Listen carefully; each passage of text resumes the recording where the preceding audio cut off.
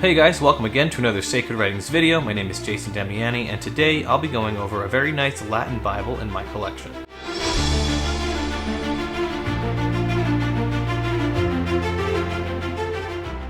Well, the Bible that I have in my collection was printed in the year 1651 or 1652. The exact year is not exactly known. But it is one of 8 volumes, and it's a nice size Bible, so although it's a small Bible, it's still fairly decent size, and is a decent thickness as well. I believe this is volume 5 of that 8-volume set, and since it's volume 5, it does not contain all of the publication information that you would find on the title page of the first volume, which makes the research of this particular Bible significantly more challenging, but it's a fun challenge nonetheless, and so I believe we'll be able to get some good information about this particular volume throughout the video. With that said, I usually talk about the specific passage that is found on an individual leaf that I'll be showing in my collection, and if you've followed my channel for any amount of time, you'll quickly learn that I primarily do videos on individual leaves of a Bible, or a manuscript, or something along those lines.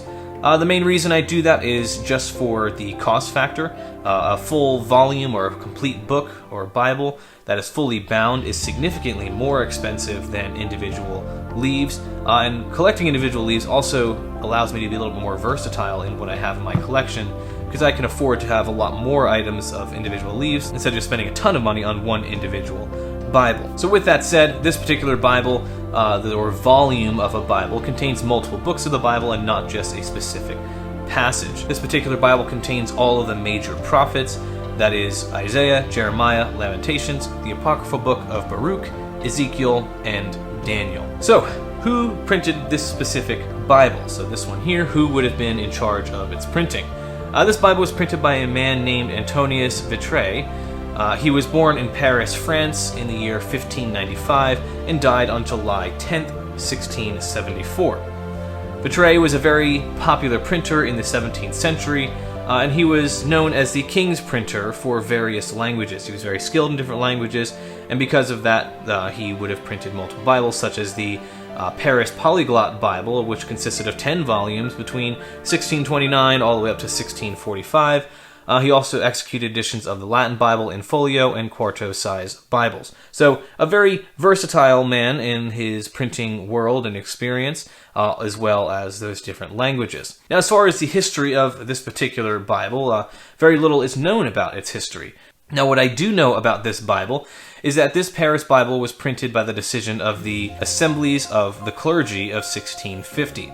This refers to a particular group or gathering of ordained individuals within a religious organization, often organized for important occasions or decision-making purposes.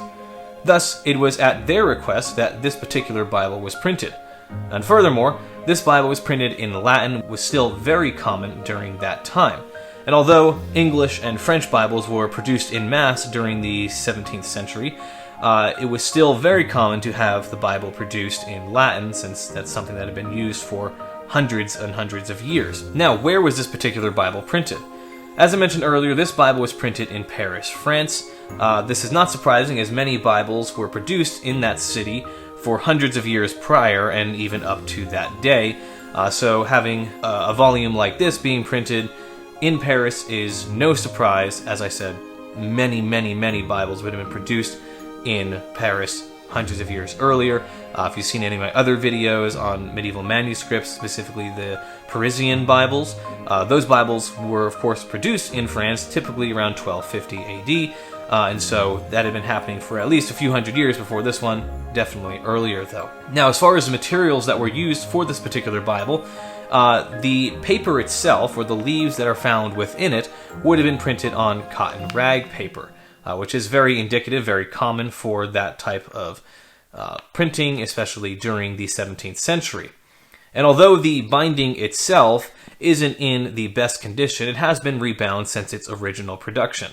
This is very common for the vast majority of antiquarian books and Bibles, and one of the clear indicators that this had been rebound is the paper that was used on the book boards, which is referred to as the end papers. So you can see this print here is not very common for what we would see for a true 17th century binding, but it's something that is very common in books that have been rebound. I have several Bibles in my collection that have that type of paper on the book boards, and a very good sign that this had been rebound much later. Bindings of antiquarian books, and especially Bibles, are always the first thing to go. So to have a book that's still in its original binding is extremely rare and very uncommon. So book rebinding is a very common thing in the antiquarian book world. Now, where exactly did I buy this particular Bible? I got this one off of eBay. I ended up paying a total of $263 after I paid for shipping and taxes and everything like that. So a very good price for a Bible like this. It's a very reasonable price. I'm very thankful that I got it for that price, and would also list it at that value as well if I were to sell one like this, or if I were to sell this particular volume. So a very nice Bible. I've really enjoyed having it in my collection and will continue to hold on to it for quite some more time. I appreciate you guys checking this channel out. Please consider subscribing to the channel. That would really help me out. And of course, don't forget to stick around for those close-up shots at the end so you can see this particular Bible in all its beauty. And I will see you guys in the next video.